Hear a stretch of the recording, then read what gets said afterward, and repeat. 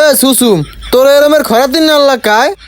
এই যে অপমান দেছো হন কিছু কিছু মানুষ আছে বুঝছো, যেখানে যেরমের হ্যাঁ হেরমের। আজকে টাহা নেই দেখে মনে কর চেহারাটা এরমের খয়রে তিনা হয়ে গেছে। টাহা থাকলে মনে কর সিনেটা টানটান থাকবে, তুল্লুকে নায়কের নাম থাকবে মনে কর পুরোই নায়ক। আর টাহা নাই মনে কর সিনেটা আসতে বইয়ে যাইবে। বেড়া তুই তো টাহাটার কথা কয়ে ভালো কথা একটা মনে করাই দেছো।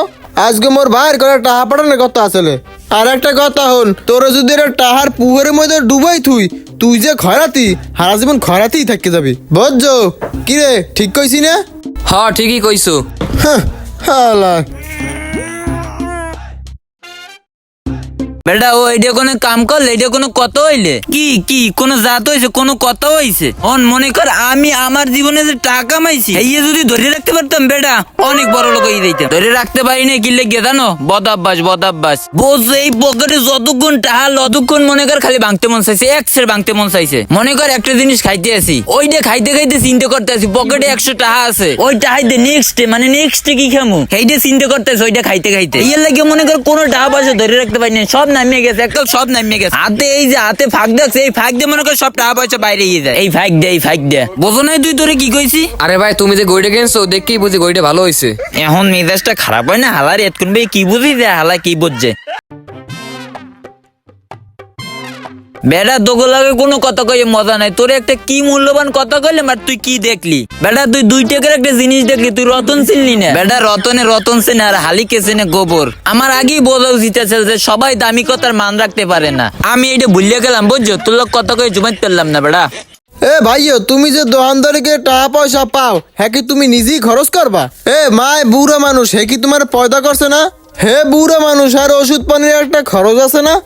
আর তোমার ছোট ভাই মুই মোরা কি তুমি হাত খরচ মাত খরচ দেবা না? না তুমি একলাই সব খরচ করবা?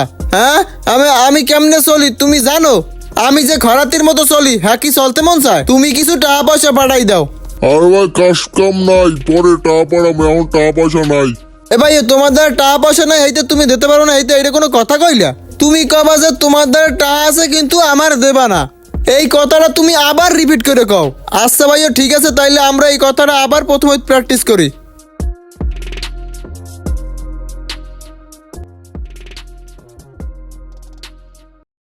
ভাইও মায়না খুব অসুস্থ, ওষুধ কেনার লগে কোনো টাকা নাই ভাইও।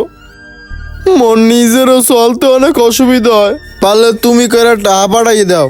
আচ্ছা ভাইয়া, এখন তুমি কি করে টাকা পাঠাবা বাসায়? তাইলে অনেক উপকার হইতে। টাকা পয়সা আছে কিন্তু তোরে দেওয়া যাবে না ভাইয়া। দিতে পারবা না? মার দিকে একটু তাকাবা না, মাই তো অসহায় হইয়া রইছে। মাই তোমারে কত কষ্ট করে 10 মাস 10 দিন পেটে রেখে বড় করছে, আর তুমি এই মার দুঃখটা বুঝলা না ভাইয়া। এই মায় শুনলে হার্ট ফেল করে মাইরে যাবে ভাইয়া। আরে কইছি না দেওয়া যাবে না, অনেক টাকা পয়সা আছে কিন্তু দেওয়া যাবে না এখন।